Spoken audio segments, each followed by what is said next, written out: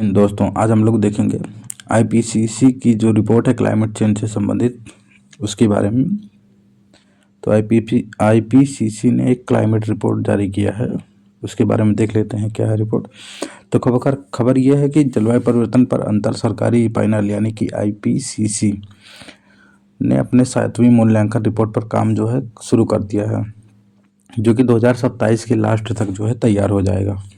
ये 7वीं रिपोर्ट, तो 7वीं रिपोर्ट के पहले 6वीं रिपोर्ट आई थी, तो देख लेते हैं। छठे मूल्यांकन जो 6ठी रिपोर्ट आई थी उसकी जो क्या क्या उपलब्धियां रही हैं। तो 6ठी रिपोर्ट जो आई थी 2015 से 2023 के लिए आई थी। इसमें 3 ग्रुप वर्किंग रिपोर्ट बनी थी, जिसका जो है सिंथेसिस जिसको कहते हैं रिपोर्ट है। 3 विशेष रिपोर्ट और नवीनतम कार्यप्रणाली रिपोर्ट में संशोधन भी शामिल था इसमें, इन तीनों में। तो ये रिपोर्ट जो आई थी वार्षिक जलवायु सम्मेलनों में देशों के द्वारा जो नीतिगत निर्णय लिए गए थे उनको लिए एक वैज्ञानिक आधार प्रदान करता था। ये सरकारों और व्यवसायों को जीवाश्म ईंधन से स्वच्छ ऊर्जा की ओर बदलाव करने में मार्गदर्शन देती थी। ये आईपीसी जो 6ठी रिपोर्ट थी ये आईपीसीसी की। अब देख लेते हैं कि जो आईपीसीसी वो संस्थान है ये कैसा है, काम करती है।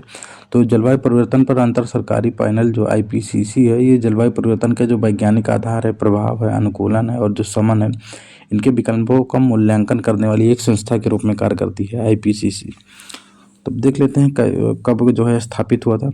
तो आईपीसीसी जो है 1988 में विश्व मौसम विज्ञान संगठन यानी WMO और संयुक्त राष्ट्र पर्यावरणीय कार्यक्रम जिसको हम लोग UNEP कहते हैं, उनके द्वारा इसको स्थापित किया गया था। तो जब ये आईपीसीसी स्थापित किया गया था तो इसका जो है उद्देश्य क्या था। इसका उद्देश्य ये था कि जो सभी स्तरों की सरकारों को जलवायु नीतियों के लिए वैज्ञानिक जानकारी प्रदान करना।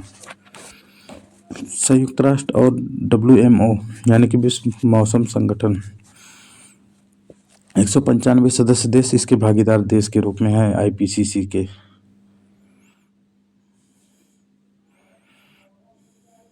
अब हम लोग देखते हैं आईपीसीसी का महत्व क्या है। तो ये अंतर्राष्ट्रीय जलवायु परिवर्तन वार्ताओं में प्रमुख भूमिका निभाती है। ये जो अंतर्राष्ट्रीय जो जलवायु परिवर्तन के लिए जो सम्मेलन या वार्ताएं होती हैं उसमें एक भूमिका निभाती है। वैज्ञानिक शोधकर्ता और नीति निर्माता इन रिपोर्टों का उपयोग करके जलवायु नीतियों को विकसित करने में मतलब मदद करती है। ये जो आईपीसीसी की रिपोर्ट है ये किसी भी देश में जलवायु नीतियों को लागू करने में, उनका डेवलप करने में रिपोर्ट सहायता करती है।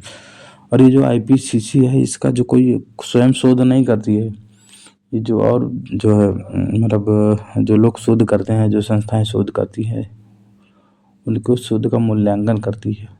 इसमें जो है स्वतंत्र रूप से वैज्ञानिक करते हैं। देखिए लिखा गया है कि हजारों विशेषज्ञ स्वैच्छिक तौर पर यानी कि स्वैच्छिक तौर पर जो है इसमें आकर के व्यापक विश्लेषण करते हैं आईपीसीसी में, क्योंकि इसमें कोई वेतन वगैरह मिलता नहीं है। तो स्वैच्छिक होता है जिसको बोलते हैं वॉलंटियर, तो इसमें कोई पेमेंट नहीं मिलता है जो वैज्ञानिक होते हैं।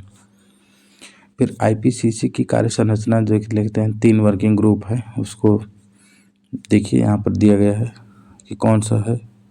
तो जैसे देखिए वर्किंग ग्रुप 3 वाला जलवायु परिवर्तन का समन, राष्ट्रीय green house gas inventory task force green house gas उत्सर्जन और निष्कासन की गणना करता है।